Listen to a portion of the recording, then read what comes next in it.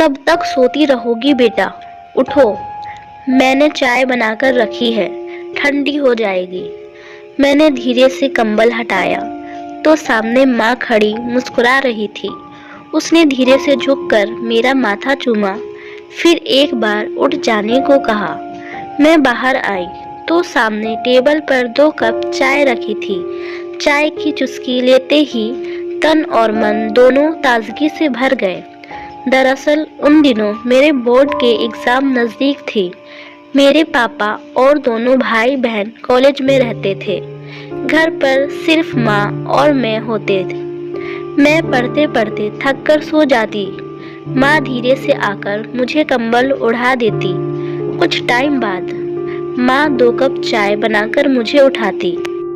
हम दोनों बैठकर धूप सेकते और चाय पीते और साथ में गर्मा गर्म पकोड़े भी खाते।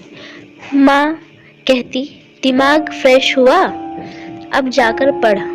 मैं कहती, यहीं बैठकर पढ़ लूँ? थोड़ी देर में 1 कप और चाय दे देना प्लीज़। दरअसल हमें चाय पीने वैसे मना था, पापा के सामने तो बिल्कुल नहीं पी सकते थे।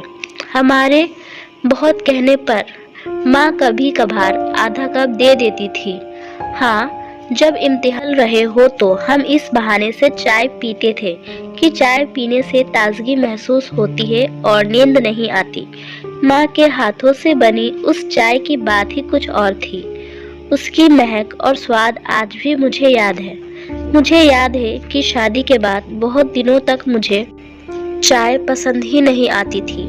माँ के हाथ की नहीं होती थी ना। मैंने लाख चाहा कि मैं भी वैसी चाय बना लूं, पर हर बार फेल ही हुई। माँ से सब पूछ लेती कि वो कैसे बनाती हैं और हूबहू वैसे ही बनाती, पर अंत में माँ जैसी चाय बिल्कुल भी नहीं बना पाती थी। माँ के हाथों जैसा स्वाद ही नहीं आता था। मायके में कदम रखते ही सबसे पहले माँ को चाय बनाने को कहती और पीते ही मन चुस्त हो जाता। मायके की चाय अब भी बहुत भाती है, लेकिन अब भाई बनाता है। माँ तो जब से डिमोशिया से ग्रस्त हो गई तब से किचन में जाना ही छोड़ दिया। अब तो मन तरस जाता है उसके हाथ की चाय पीने को। ना जाने क्या स्पेशल मिलाकर बनाती थी जो इतनी बेहतरीन चाय बनती थी। माँ, चाय बना दो ना, मुझसे पढ़ाई नहीं हो रही, नींद आ रही है। बेटी की आवाज़ सुनते ही मैं भागकर किचन में गई। अभी देती हूँ बेटा, मैंने कहा। माँ, तुम कितनी अच्छी चाय बनाती हो, मैं कितना भी कोशिश कर लूँ ऐसी नहीं बनाती। बेटी ने कप हाथ में पकड़ते हुए कहा, तुम्हारी चाय कहाँ है? लाओ ना, साथ बैठकर पियेंगे।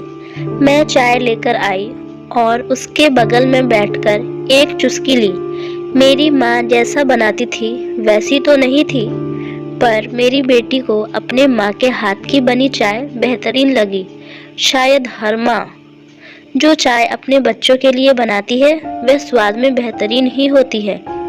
शायद ये स्वाद उसमें डाले गए उस स्पेशल सामग्री से आती है जिसे हम ममता कहते हैं।